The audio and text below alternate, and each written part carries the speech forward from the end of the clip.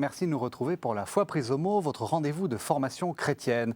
Nous voici à la dernière émission de la saison et déjà s'annonce l'été, période de vacances pour la majorité d'entre nous, pas tous. C'est aussi une période de repos liturgique, aucune grande fête à l'horizon, si ce n'est l'Assomption. C'est pour nous l'occasion de revenir sur ce dogme d'une grande brièveté qui est formulé par la Constitution Municipentissimus Deus. Il dit simplement, alors je vais parler latin, Immaculatam Dei param, semper Virginem Mariam, expleto terrestris vitae cursu, fuisse corpore et anima, ad celestem gloriam assumptam. L'Immaculée l'Immaculée Mère de Dieu, la Vierge Marie, après avoir achevé le cours de sa vie terrestre, fut élevée corps et âme à la gloire céleste. Donc un dogme extrêmement bref. Comment comprendre ces quelques mots? Quel sens leur donner? Deux invités. Père Gilles d'Enroc, bonjour. Alors je dis père ou frère, hein? Frère Gilles. Frère Gilles, vous êtes dominicain, vous êtes l'aumônier international des équipes du Rosaire et vous êtes le directeur du centre culturel Lacordaire. Je l'ai été. Vous l'avez été, et voilà. Mais en tout cas, vous êtes à Montpellier. Tout à fait. Père Fabien Lejeune, père, Tout à fait, Père Fabien. Père Fabien Lejeune, vous êtes assomptionniste et vous êtes le tout jeune, si j'ose dire, ou tout nouveau, directeur du pèlerinage national de Lourdes. Alors avant de commencer notre émission sur l'Assomption, peut-être vous situer, si j'ose dire. On va peut-être commencer par vous, puisque vous êtes le jeune. Voilà. Expliquez-nous brièvement ce qu'est le national et surtout comment vous envisagez votre lourde tâche. Alors d'abord, je l'envisage sereinement. Il faut commencer par là. Pour une simple et bonne raison que, en effet, c'est un pèlerinage très ancien. Nous en sommes à la 139e édition et que je m'appuie sur l'expérience de mes prédécesseurs et sur une équipe qui travaille pendant toute l'année et depuis de nombreuses années, à savoir donc le pèlerinage national du 11 au 16 août qui regroupe à peu de choses près 10 000 pèlerins, 1000 pèlerins malades ou handicapés, 4000 hospitaliers et d'autres pèlerins venus de toute la France. Un pèlerinage marqué plus particulièrement par la jeunesse et les familles, puisque parmi les 4000 hospitaliers, 2000 sont des jeunes de 15 à 30 ans. Et un pèlerinage également marqué par l'intergénération, puisque au cœur de l'été, le moment se prête bien pour que ce pèlerinage soit vécu en famille. Et donc, pendant ce même temps, nous avons, j'allais dire, sous le toit de la maison pèlerinage national, quelquefois 2, voire 3 générations de pèlerins d'une même famille. Donc voilà, un pèlerinage qui a chaque année un thème différent, qui s'accorde évidemment avec le thème pastoral des sanctuaires Notre-Dame de Lourdes. Et cette année, autour du chapelet, et donc pour notre édition, ça sera le chapelet, chemin d'évangile, chemin d'humanité. Bien. Le rosaire. Le rosaire, ça fait partie de la famille dominicaine depuis bien longtemps. Il y a un conseil d'un père maître des novices dès le XIIIe siècle, donc très peu de temps après la mort de Saint Dominique, qui dit écoute, tu diras au moins 1000 fois par jour, c'est-à-dire le plus possible, ne compte pas, la salutation de l'ange à Marie. Donc c'est cette prière répétitive, mais qui est une prière qui s'apparente, disons, à la prière de Jésus, la prière du cœur. Et au XIVe siècle, donc dans l'ordre et dans le droit fil du charisme de Saint Dominique, la prédication de la foi, la prédication de l'Évangile, eh bien, le rosaire, à l'époque, les 15 mystères, joyeux, douloureux et glorieux, était comme une prédication de la vie de Jésus, comme une BD en 15 tableaux. Et maintenant, grâce au pape Jean-Paul II, qui s'est fondé d'ailleurs sur ce que notre fondateur des équipes du Rosaire, le Père Ekem, avait déjà développé, on peut prier le Rosaire même dans des passages d'évangile où Marie n'est pas présente. Et donc c'est toute la vie de Jésus. Et maintenant nous avons donc, par la prière du Rosaire, d'abord la contemplation de toute la vie de Jésus, de sa naissance, de sa conception à la résurrection et aux conséquences de la résurrection. C'est très important pour l'Assomption, c'est-à-dire que la résurrection du Christ ouvre un chemin de résurrection pour toute l'Église. Et là, donc nous retrouvons avec le rosaire cette idée de prêcher l'Évangile alors que l'Église a une pente, plus ou moins savonneuse, mais une tentation, c'est de prêcher des thèmes. On va prêcher sur Dieu, sur la Trinité. D'ailleurs, les fêtes que nous venons de vivre sont des fêtes relativement tardives, la Trinité, le Sacré-Cœur, etc. Ce sont des thèmes. Alors que, dans le fond, on ne peut pas arrêter le film sur l'image. On perd. Et c'est la relation des événements, des paroles et des gestes sauveurs du Christ qui forment cette espèce de vie, et cette vie de Jésus qui devient notre référence. Et chaque fois que nous disons « Je vous salue Marie », que ce soit au national ou au pèlerinage du rosaire, eh bien nous disons en fait, c'est l'incarnation qui est au centre de notre foi. Ce n'est pas une idée de Dieu ou toute forme de prière ou de reconstitution d'un visage de Dieu que l'on invente au fur et à mesure de nos propres besoins. Et là, ce n'est pas dans l'azur, dans l'abstrait, c'est le réel de l'incarnation qui tout de suite prend le centre du regard, de la contemplation. Voilà pour le rosaire.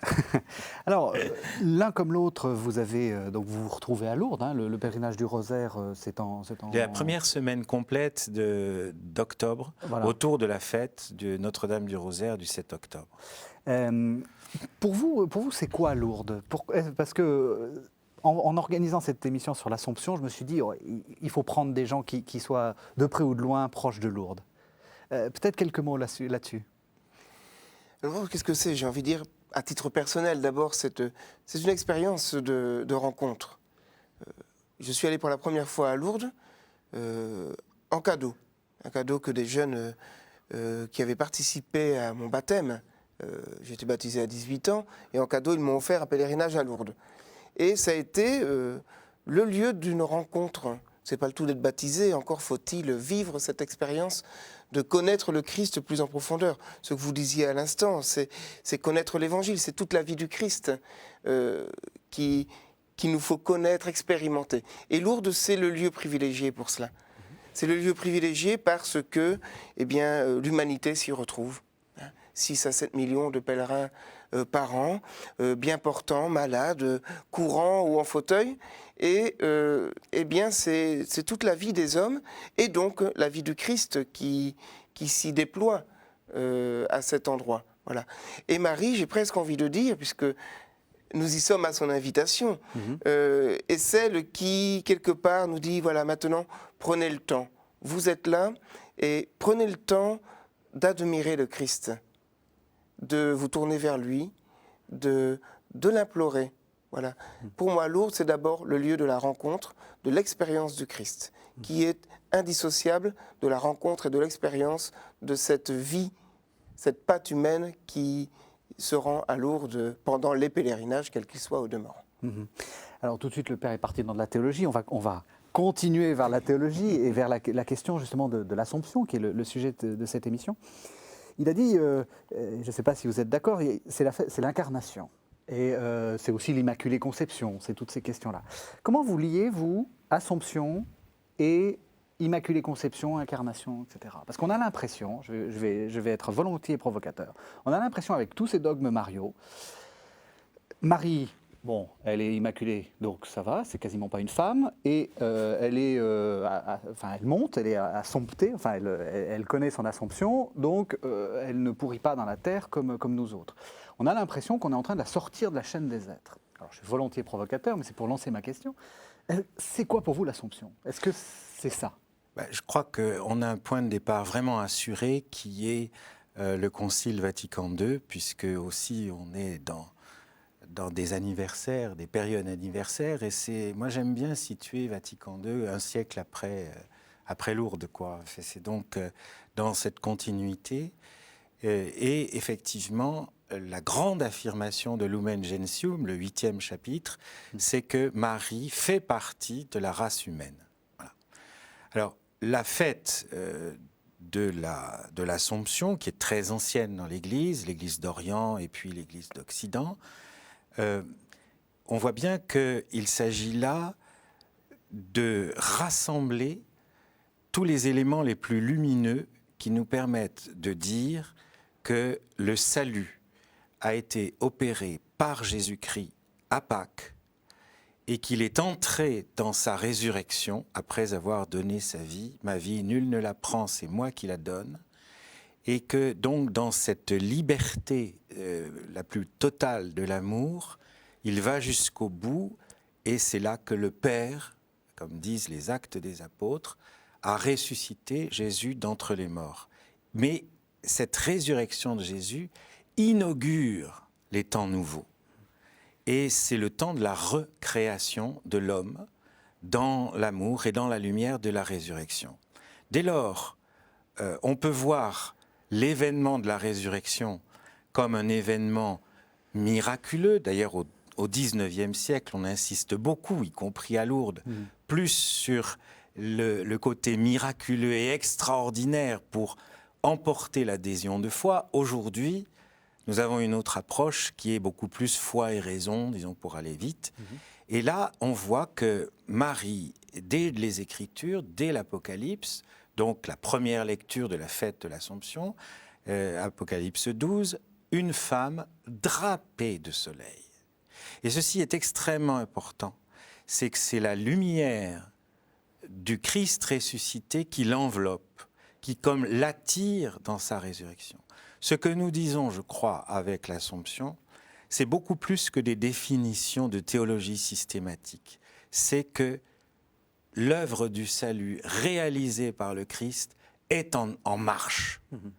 Et que Jésus est le premier-né d'entre les morts, et ce que nous disons dans le credo, qu'il a tout fait, y compris dans l'incarnation, pour nous et notre salut. Il n'a pas fait pour lui et pour être une exception. Il le fait pour nous et notre salut. Et donc Marie est la première qui est attirée, corps et âme, comme vous venez de le citer, dans la lumière de la résurrection. Et à partir de ce but ultime de sa vie, nous pouvons justement recomprendre tous les éléments qui ont préparé cette victoire, qui est celle du Christ et de nul autre. Ce n'est que le Christ. Et donc il faut que Marie soit de notre race, et en même temps, ceci nous permet de dire que Jésus est vraiment notre frère. Il est vraiment homme. Parce qu'à force de décliner que Jésus est Dieu, nous oublions le plus souvent qu'il est vrai homme et que la foi, ce n'est pas d'affirmer qu'il est Dieu, c'est d'affirmer qu'il est vrai Dieu et vrai homme. Et c'est ça qui nous sauve, et c'est pour cela que nous sommes dans une dynamique de lumière. Et donc, vous et moi, pas vrai Fabien, nous sommes tous en route vers la résurrection, vers la gloire, vers le royaume. Nous sommes faits pour ça. Et donc, la première création est faite pour l'ultime face à face dans la lumière de la gloire. La gloire de Dieu, c'est l'homme vivant, disait saint Irénée. Ben voilà, Marie est là pour nous dire qui est cet homme vivant que Dieu veut dès la première création, mais en même temps dans le mystère de l'amour, c'est-à-dire de notre liberté. Il a fallu donc que le Dieu créateur devienne le Dieu sauveur par Jésus-Christ, et à partir du moment où le Créateur et le Sauveur, le même Dieu, nous attire vers la fin de l'histoire qui est le royaume, à partir de là, nous sommes faits pour cela. Et si on dit par exemple Immaculée Conception dans cette perspective, eh bien ça veut dire que Dieu nous crée ses enfants pour son royaume. Et c'est le fondement de notre vie, de notre existence, de notre être. Et après ça, que nous puissions, par tous les moyens montants et descendants, glissants, tortueux et droits, aller vers ce but, mais au moins on est fait pour ça. On est fait pour la beauté, on est fait pour la vérité, on est fait pour la fraternité. On n'est pas du tout fait pour la violence et pour tout ce spectacle du monde qui est autour de nous. Et c'est comme ça que nous pouvons réveiller notre espérance. Donc l'Assomption, on peut dire, c'est un peu le dogme de, comment dire, de la ligne d'horizon. Ça nous dit vers où on va. Nous sommes tous appelés à être, nous aussi, à vivre notre Assomption. Nous sommes tous appelés à la vivre et mieux encore, nous le vivons déjà. C'est déjà là et le pas encore, en ce sens où, à Lourdes, mais je crois aussi dans bien d'autres lieux de France et du monde, le royaume se vit déjà. Et nous avons, pendant ce temps-là, un peu comme un avant-goût de ce que nous voudrions voir exercé par toute la terre. C'est-à-dire là où des hommes et des femmes, au nom de leur foi, et tout simplement, quelquefois, au nom des droits de l'homme et de la dignité de tout homme créé à l'image de Dieu, eh bien, puissent s'entraider, puissent poser sur l'autre un regard d'amour, et mieux encore, se faire le serviteur du frère, et considérer ce frère qui est quelquefois en fauteuil, qui ne l'est pas toujours, mais qui l'est quelquefois, comme plus grand que moi. Donc, en effet, le pèlerinage, et à Lourdes, nous sommes 10 000 et nous avons bien l'occasion d'observer cela. C'est un avant-goût du royaume, mais l'idéal serait que ça ne soit pas que 5 jours à Lourdes pendant le national ou pendant le rosaire à d'autres pèlerinages ou tout autre moment. Mais Pourquoi? en effet, c'est une ligne à vivre, mais nous y sommes déjà. Oui, pardon. C'était parce que... vous dites ça parce que on fait droit à la souffrance, c'est ça pour vous le royaume? C'est un lieu où le plus faible a sa place? Oui, bien sûr. C'est comme ça qu'on fait marcher le royaume? Le plus faible à sa place, ce n'est pas une fin en soi. Mais il se trouve que dans notre humanité, il se trouve que des hommes et des femmes sont, tels qu'aimait les appeler Jean-Paul II, des blessés de la vie. Eh bien, ils sont là et ils ont la première place. Mais ce n'est pas une fin en soi. J'ai envie de dire que Lourdes est un des rares sites mariaux où la personne malade a autant de place. Il en existe bien d'autres des sites mariaux où on va en pèlerinage et où les personnes malades ou handicapées ne sont pas aussi nombreux. Mais à Lourdes, ils y sont et nous ne les cherchons pas. Ils y viennent parce qu'ils trouvent là un réconfort. Un réconfort et quelque chose du royaume de Dieu avec... des frères, des hommes, des femmes en humanité qui prennent soin d'eux, mais pas d'une manière condescendante.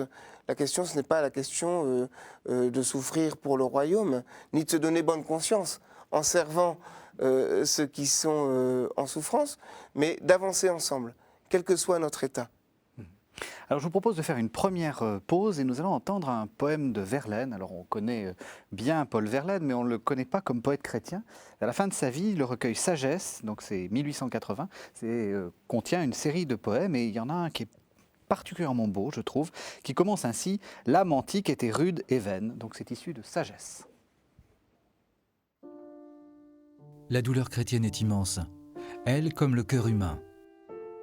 Elle souffre, puis elle pense, et calme, poursuit son chemin. Elle est debout sur le calvaire, pleine de larmes et sans cri. C'est également une mère, mais quelle mère, de quel fils? Elle participe au supplice qui sauve toute nation, attendrissant le sacrifice par sa vaste compassion. Et comme tous sont les fils d'elle, sur le monde et sur sa langueur, toute la charité ruisselle des 7 blessures de son cœur. Au jour qu'il faudra, pour la gloire des cieux, enfin tout grands ouverts, ceux qui sûrs et purent croire, bons et doux, sauf aux seuls pervers. Ceux-là, vers la joie infinie sur la colline de Sion, monteront d'une aile bénie au pli de son Assomption.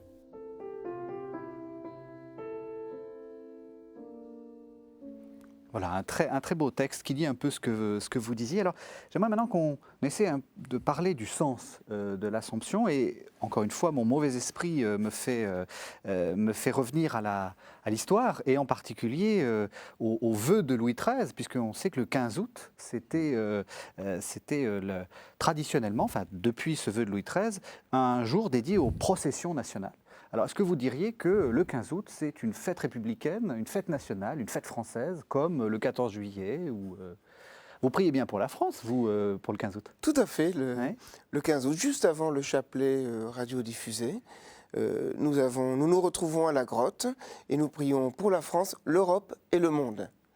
C'est vrai que le vœu de Louis XIII limitait évidemment pour son époque à la France, mais aujourd'hui nous semble important dans cette fête qui est restée en France une institution, la fête du 15 août, que nous puissions, avec les élus, également les élus, particulièrement les élus locaux, qui sont à Lourdes à ce moment-là, eh bien, confier de nouveau à Marie eh bien, ce pays, ses habitants, et plus largement un pays qui, alors, les événements politiques le montrent plus que jamais, un pays qui se situe bien dans quelque chose qui est plus grand que lui, l'Europe, et l'Europe dans le monde. Ce n'est pas du nationalisme, évidemment, c'est une manière d'en appeler aussi à plus grand que nous pour que cette belle cause, qui est la cause de la paix en France, la cause de l'unité en France et en Europe, eh bien de demander à Marie et à travers elle à Dieu eh bien de nous donner les moyens et la force nécessaires pour continuer à travailler à cette paix, à cette unité.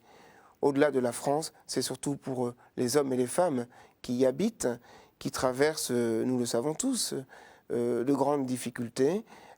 Nous prions plus particulièrement dans cette prière pour les familles qui traversent ces dernières années de grandes difficultés. C'est une institution mise à mal. Et bien voilà, cette prière qui est très ancienne s'inscrit dans quelque chose qui se veut résolument moderne.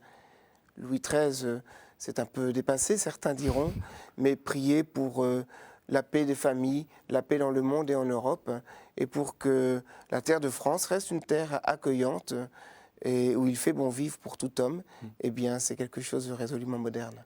Ça vous parle, comme on dit maintenant, frère d'Enroc, ce côté un peu national? Ça n'a pas commencé à me parler, mais je trouve que justement Louis XIII, plus on le connaît, plus il apparaît comme singulier dans l'histoire des rois de France, et peut-être qu'il aurait finalement plus d'importance que Louis XIV, roi Soleil, qui a pris des décisions concernant l'Église qui sont particulièrement dramatiques. Mais Louis XIII, moi, ce qui a accroché, c'est quand, vous savez que j'étais en Haïti pendant une vingtaine d'années, et j'ai découvert qu'il s'est opposé, lui, et vigoureusement, à la traite négrière. Il s'est opposé au système esclavagiste. Et c'est par des groupes de lobby, dont Richelieu, puis, enfin bon, que peu à peu, on lui a fait prendre cette décision au bénéfice de faire baptiser les esclaves. Alors, c'est à partir de ce moment-là. Mais il a été réticent, et il a été réticent par un sens humain et spirituel extrêmement profond. Et vous comprenez ce vœu à la France, à Marie? Mais vouer, ça veut dire, dans le fond, essayer de trouver dans les perspectives d'avenir, des perspectives vraiment chrétiennes, et en particulier l'espérance. Et bon, nous héritons de la fête Notre-Dame du Rosaire, qui est l'anniversaire controversé d'une bataille et donc d'une victoire des troupes chrétiennes sur les Turcs. Bon, peu importe. En réalité, nous avons découvert, et là encore, la période du Concile et le pape Jean-Paul II, qui est un pape très marial, comme on dit, il a permis de comprendre que Notre-Dame des Victoires, ce n'était pas une victoire militaire, mais du type de la victoire qui s'est passée en Pologne avec Solidarność, c'est-à-dire la non-violence, c'est-à-dire que Marie, reine de la paix, favorise en chacun de nous, et avec une sorte de synergie des groupes de plus en plus larges, comme a dit le père Fabien, donc qu'il y a une sorte de synergie de la paix qui se fait. Et cette paix, aujourd'hui, nous découvrons que ce n'est pas par des divisions que le Vatican va faire sa nouvelle évangélisation, mais au contraire, par l'esprit de l'Évangile et, je le crois pour ma part, par la force de la non-violence. Je crois qu'y habite aujourd'hui la majorité des chrétiens. Nous ne sommes pas des revanchards ou des fauteurs de guerre, où nous ne pensons pas à l'Église comme à un empire. Je crois que ça, c'est un des grands bienfaits de notre époque. Alors que Louis XIII l'ait vécu à sa période, dans les termes qui se proposaient à lui, je pense que le baptême, je crois qu'en complément de ce que vous avez dit, c'est au baptême qu'on commence à ressusciter. La résurrection est anticipée par notre baptême. Eh bien, nous sommes dès lors voués à quoi ? Finalement, au royaume. Nous sommes voués à l'Assomption. Nous sommes voués à la résurrection. Nous sommes voués à la paix.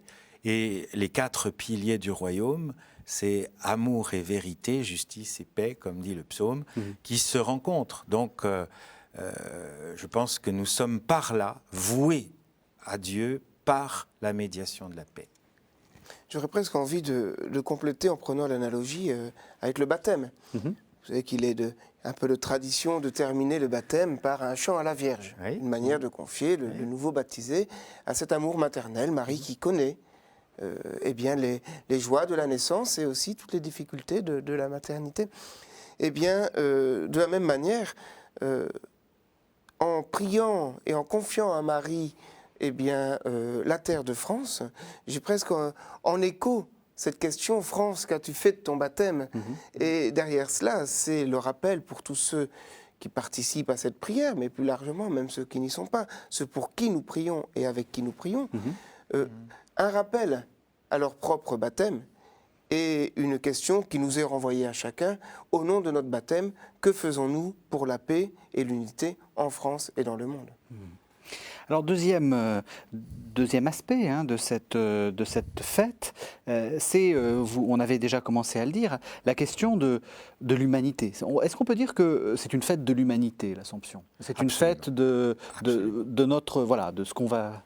Oui, absolument. Je crois que toute l'humanité, c'est vraiment le plan d'amour de Dieu, créateur et sauveur, est voué à la gloire, est voué à la vérité, à l'amour, à la paix, à la justice.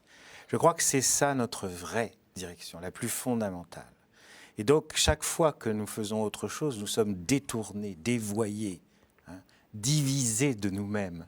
Et nous errons, si je puis dire. Comme l'affirmait Pascal, et par son pari, nous retrouvons le sens de la vraie direction de la vie. Et Marie est éminemment l'une de nous. Et Jésus est véritablement l'un de nous. Et c'est pour ça que nous pouvons espérer, c'est que ce ne sont pas des destins exceptionnels, mais c'est la vérité de notre destin commun. Voilà, donc c'est une fête de l'humanité. Vous savez, si on fait, ça a été essayé dans l'histoire, ça existe dans quelques courants à l'ouest des États-Unis, en Californie, donc Marie, déesse, des mouvements féministes qui ont dit, bon ben voilà, le plus important, qui ont durci. Mais c'est triste, une déesse. Mais oui. C'est ennuyeux. Non, mais c'est plus qu'ennuyeux, c'est triste. Le fait même de la foi en Christ nous a libérés de toutes ces couches d'intermédiaires entre Dieu et nous que sont les mythologies et les dieux et les déesses. Dès que vous parlez au pluriel, vous faites une sorte d'histoire matelas entre le ciel, surtout pas parce que c'est trop grand, c'est pas pour nous, et puis nous, et il y a une espèce de jeu de miroir entre les actions, les hauts faits des dieux et nos propres faiblesses, et puis on se renvoie la balle. Mais c'est triste, c'est-à-dire c'est un monde clos. Se couvre la perspective de la résurrection de Jésus et de l'Assomption de Marie, c'est précisément une perspective éminemment et infiniment ouverte à la réalité de l'humanité, non pas une projection Dieu n'est pas un projet. Dieu n'est pas une invention humaine. Dieu est une découverte dans notre vie. C'est une phrase de Maurice Zundel que je trouve clé pour comprendre que nous sommes voués à naître et à renaître au-devant de nous-mêmes. Le baptême étant cette naissance dans la naissance qui nous propulse de naissance en naissance vers plus de gloire, vers plus d'amour, vers plus de vérité. Et cette perspective est ouverte. Voilà. Donc c'est pour ça que je dis qu'il est bien mieux, bien meilleur que Marie soit l'une d'entre nous, parce qu'avec les deux dogmes qui la concernent, qui sont tardifs, qui doivent peut-être même être en renégociation, en particulier avec l'Église orthodoxe. Renégociation, vous voulez dire? Non, c'est-à-dire que ce sont des dogmes qui ont été posés après les conciles œcuméniques qui ont fait la dogmatisation principale, qui est une dogmatisation autour du Christ, qui est Jésus-Christ. Voilà. Et à partir du Christ, il y a effectivement la Trinité, parce que c'est l'un de la Trinité qui a souffert pour nous, etc., qui nous a sauvés. Donc, le Christ et la Trinité, et maintenant, nous avons, avec Marie, nous commençons à avoir une espèce de regard même plus fort que dogmatique, c'est-à-dire qui embrasse des situations humaines comme celle de la souffrance, de la désespérance, de l'angoisse. Nous avons tout ça qui est rebrassé, pas seulement le concept ou l'intelligence stricte du mystère, Dieu est mystère. Et alors, à partir de là, nous découvrons que l'Évangile et que l'incarnation est une révélation de Dieu, mais aussi une révélation à l'homme de qui il est. Donc, qui sommes-nous? Et notre modèle, essayons de le regarder en Jésus et en Marie. Nous avons avec Jésus et Marie l'anthropologie véritable, l'homme tel que Dieu l'a voulu de toute éternité et nous promet une éternité à cet homme-là. Et donc c'est une véritable révélation de qui est l'homme. Voilà. Et Marie, elle nous montre que le péché, Jésus est sans péché, donc les deux sont éminemment liés dans la recréation. Le péché n'est pas fondamental à l'homme. Il faut que l'homme existe pour qu'il puisse pécher, si je puis dire. Donc notre origine n'est pas là. Le mal n'est pas le premier et le dernier mot de l'histoire, ni de ma propre vie. Et donc c'est à partir de cette conviction, j'allais dire, d'anticipation de la gloire, que je vais pouvoir comprendre qui est l'homme. Et là, je regarde Jésus, ce qu'il a fait, en particulier pour les malades. Ce que nous faisons à Lourdes, c'est ce qu'il a fait dans sa vie publique. C'est-à-dire qu'il a dit, les temps sont accomplis, le royaume est déjà là, donc les boiteux marchent. On n'est pas fait pour la maladie, on n'est pas fait pour la mort, on est fait pour la gloire. Et ça commence là. Vous êtes directeur d'un pèlerinage. Justement, le pèlerinage, ça devrait être un moment où, vous avez dit, c'est presque l'anticipation du royaume. Comment est-ce qu'on pense ça? Comment est-ce qu'on fait pour que, ce que racontait le frère d'Enroc, on essaie de l'anticiper, de le vivre Comment vous organisez ça? J'ai envie de partir du thème de cette année, le chapelet chemin d'évangile, chemin d'humanité. Et l'idée est justement de faire se croiser finalement nos vies qui se devraient d'être à l'image de la vie du Christ. Et que l'Évangile n'est finalement que la mise en lumière de tout cela. Quand nous prions le chapelet, la question n'est pas de savoir est-ce qu'on fait de la mariologie, ou est-ce qu'on rabâche, ou est-ce qu'on répète. C'est de se dire, est-ce que nous prenons le Christ comme exemple? Voilà. Et à travers les différents mystères que nous égrénons, j'aime dire quelque part que c'est nos vies. C'est de nos vies dont nous parlons, parce que le Christ s'est fait l'un de nous. Donc sa vie n'est pas quelque chose de désincarné, évidemment, qui serait tout à fait loin de nous et inatteignable. Eh bien voilà, au cœur de ce pèlerinage, c'est comment rejoindre notre humanité avec sa grandeur, avec ses faiblesses, avec son péché, de la laisser rejoindre par la vie du Christ, lui qui la connaît et qui peut faire de chacune de nos vies, avec, encore une fois, avec ses blessures, avec nos corps meurtris quelquefois, mais qui ont fait une histoire sainte. Voilà. Et c'est tout l'enjeu d'un pèlerinage. C'est pas de se complaire dans oui, nous sommes pauvres pécheurs, ou de processionner pour processionner, mais de se laisser un peu plus façonner à l'image du Christ. Alors je vous propose une deuxième pause. Cette fois-ci, nous allons entendre un texte d'Émile Zola. Vous savez qu'Émile Zola avait fait une trilogie sainte entre les trois villes. Il y avait Rome et puis il y a Lourdes. Lourdes, un roman de 1894 où il parle justement du pèlerinage des Augustins de l'Assomption, c'est comme ça que c'est votre titre officiel, et de l'association de Notre-Dame du Salut. Donc on écoute Zola dans Lourdes. L'association de Notre-Dame de Salut avait été fondée par les pères Augustins de l'Assomption, après la guerre, dans le but de travailler au salut de la France et à la défense de l'Église, par la prière commune et par l'exercice de la charité. Et c'était eux qui, provoquant le mouvement des grands pèlerinages, avaient particulièrement créé et sans cesse élargi depuis 20 ans le pèlerinage national qui se rendait chaque année à Lourdes vers la fin du mois d'août. Toute une organisation savante s'était ainsi peu à peu perfectionnée.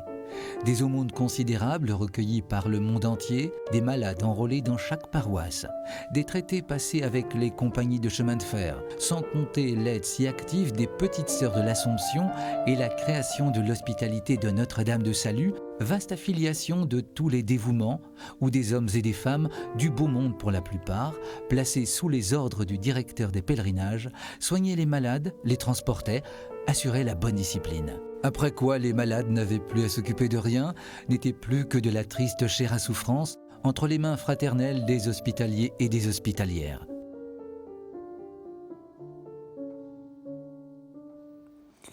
Alors toujours sur cette fête de l'Assomption, moi j'aimerais qu'on revienne sur le sens du mot fête. Est-ce que c'est une vraie fête ? C'est une fête liturgique, d'accord, mais comment faire pour que ça soit une fête ? Une fête liturgique, c'est une fête qui est liturgique. Et c'est vrai qu'une fête, surtout avec une date fixe au cœur de l'été, il y a quelque chose de très fort, de récapitulatif même de tout l'été.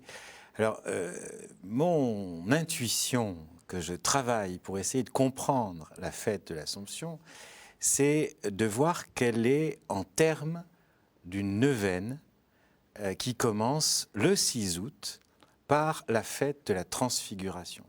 Une fête qui, dans la primitive Église, l'Église des pères de l'Église, a eu une grande importance, qui se conserve dans l'orthodoxie, en Orient, et qui a été déplacée, du moins les textes, le 2e dimanche de Carême, où nous fêtons justement la Transfiguration de Jésus, pour l'Église catholique.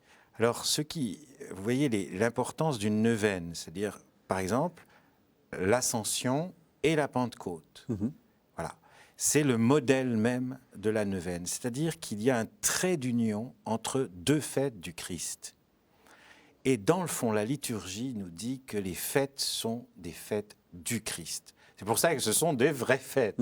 Et si on comprend que l'Assomption vient une neuvaine de temps, de jours après cette fête de la lumière, cette fête du Christ, vrai Dieu et vrai homme, découvert sur le mont Tabor, dans sa lumière et dans son humanité, tout entière prise dans la lumière qui vient du Père par l'Esprit.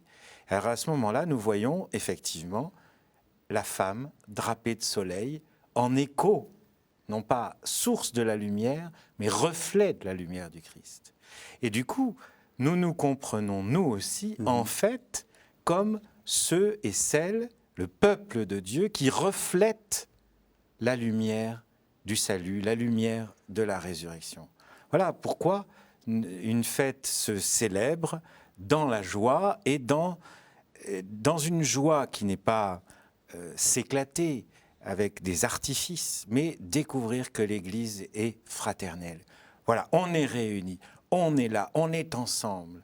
Et nous luttons justement contre tout ce qui divise, tout ce qui blesse, tout ce qui détruit, tout ce qui angoisse, tout ce qui stresse, tout ce qui... Voilà, on vit à notre vrai rythme, qui est celui de la lumière. Enfin, moi, c'est comme ça que je le vois. Et c'est le signe que l'Église doit être fraternelle. Vous êtes d'accord sur la fraternité en Église? Oui, oui. Mais encore une fois, j'ai presque envie de vous inviter à Lourdes du 11 au 16 août au pèlerinage national. Faites-le. Et pour se rendre compte de ce que c'est que cette fête. Quelle expérience le 14 août, quand les 10 000 pèlerins du National se joignent aux 30 000 pèlerins venus de toute la France et de bien d'autres pays du monde, et qu'ils vivent ensemble cette procession des Lumières. Une formidable entrée dans la fête de l'Assomption. Et là, ce mot « fête » prend tout son sens, quand nous avons 30 000, 40 000 cierges qui s'élèvent et qui chantent la gloire de Marie, et derrière la gloire de Marie, la gloire de l'humanité. Eh bien, oui, nous sentons cette fête. Et quand le 15 août, eh bien, nous célébrons l'Eucharistie tous ensemble, et que nous le faisons non pas en vase clos, c'est-à-dire ceux qui se retrouvent là à Lourdes, mais que nous sommes en communion avec l'Église universelle, qui, dans toutes nos paroisses de France et de Navarre, eh bien, pour faire encore écho à Louis XIII, eh bien, qui célèbre aussi cette fête de l'Assomption. Oui, c'est vraiment, j'ai envie de dire, une fête de famille, où tous les membres de cette famille, où qu'ils soient, eh bien, se retrouvent pour dire leur joie d'appartenir à cette famille et d'avoir trouvé en Marie celle qui, par son oui, finalement, a associé notre humanité au projet de Dieu. Donc, c'est la fête de la collaboration, j'espère ne pas dire... On va dire à l'alliance. De bêtises, de cette collaboration, cette alliance formidable entre Dieu et l'homme, pour qu'advienne son royaume au cœur de notre humanité.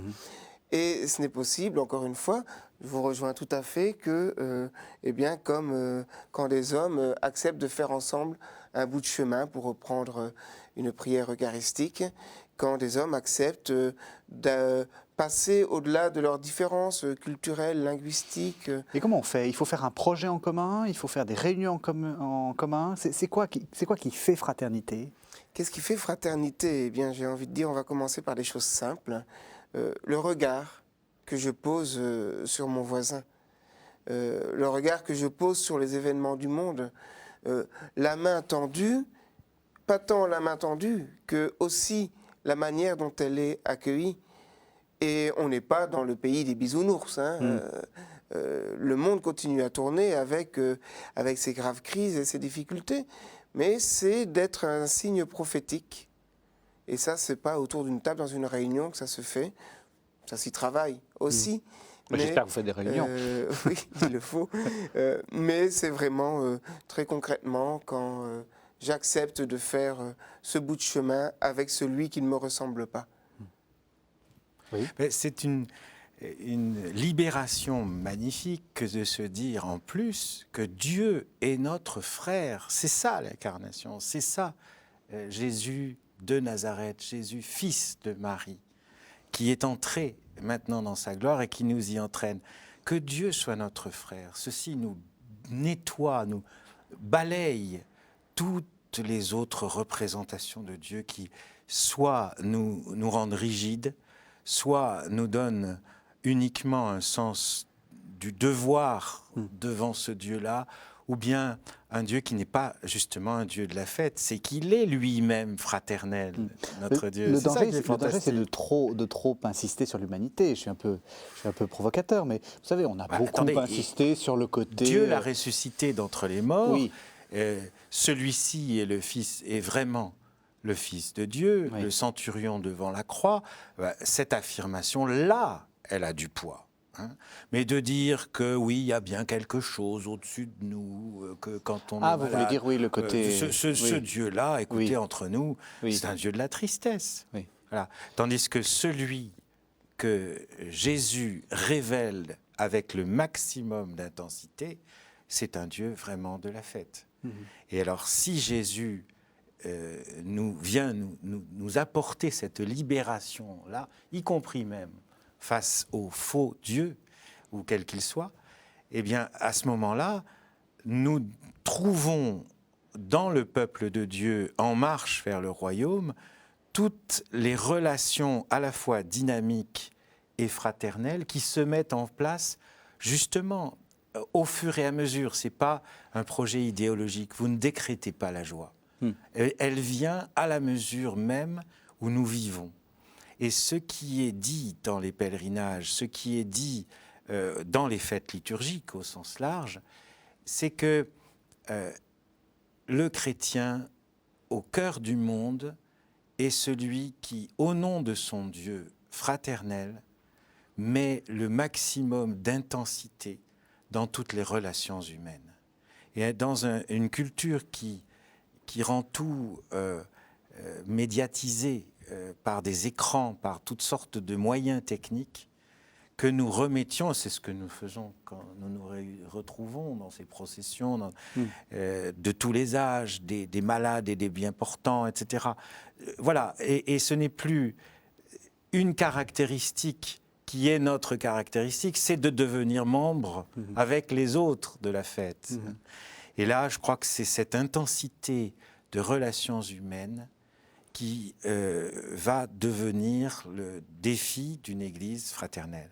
Remettre des relations humaines fortes et vraies là où elles se dissipent et s'évanouissent dans la technique. Vous êtes d'accord? Vous avez l'impression de résister un peu au poids du monde en faisant ces pèlerinages, par exemple? Alors, résister, Vatican II a bien resitué l'Église comme n'étant pas en opposition au monde, mais bien au cœur du monde. Donc, l'idée n'est pas de résister, encore moins de donner des leçons au monde, mais tout simplement d'être un signe prophétique. Je prends cette année, l'année Diaconia, au cœur de l'Église. Eh bien, en effet, vous parliez de fraternité. Ce n'est pas un concept, la fraternité. C'est quelque chose de bien concret, de très humain. Eh bien, la manière dont le pèlerinage national a décidé de s'unir à cette démarche de diaconia qui considère que les plus démunis, les plus pauvres, ont des choses à nous dire, ont à nous parler de Dieu. Eh bien, avec les réseaux Saint-Laurent, qui se retrouvaient chaque année, tous les 2 ans, à Lourdes, quelques jours avant le pèlerinage national, eh bien, nous avons décidé de vivre ce pèlerinage ensemble, en signe de fraternité. Et cela va donner aussi, puisque nous parlions de la fête, au pèlerinage national, qui est quand même une institution, et tout le poids de cette institution, le sérieux de cette institution, un autre aspect aussi très festif, puisque le réseau Saint-Laurent a pour habitude le 15 août de vivre la parade de l'Assomption. Eh bien, ça va donner aussi une autre coloration à cette fête, rappelant que c'est toute l'Église, encore une fois, qui est appelée à vivre cette fête. On a beaucoup parlé du pèlerinage national, parlons un peu aussi du rosaire pour terminer. Vous êtes l'aumônier international, si j'ose dire, c'est que vous vous occupez des équipes internationales. C'est important, ça? Oui. Quel regard ça... Est-ce que ça change? Parce que c'est vrai qu'on est dans un monde un peu franco-français avec nos idées sur l'Église, des choses comme ça. Quand on a ce regard international, qu'est-ce qui se passe? Oui, mais c'est vrai. Les équipes du Rosaire sont nées un tout petit peu avant le Concile. Donc moi, j'ai connu le frère dominicain, le père Ekem, et qui les a fondées avec mademoiselle Colette Couvreur.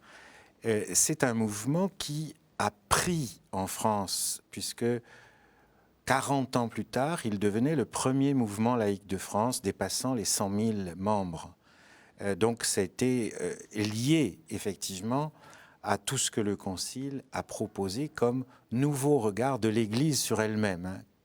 Peuple de Dieu, corps du Christ et temple de l'Esprit, avec donc cette idée de peuple en marche vers le royaume, qui inclut là tout le monde, tous les baptisés, non pas seulement focalisés sur des saints exceptionnels ou le clergé ou sa hiérarchie ou tel aspect de sa structure. Là, on était dans la dynamique fondamentale.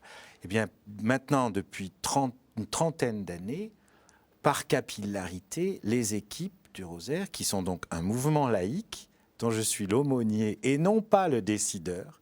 C'est très important pour les prêtres et les religieux de ne pas être des décideurs, mais des accompagnateurs, marcher au rythme que justement qui vient de ce peuple de Dieu en marche, hein, et non pas de faire des projets, des plans de pastoral ou autres, tels qu'il emprisonnerait le réel d'une certaine manière, où il le gèlerait.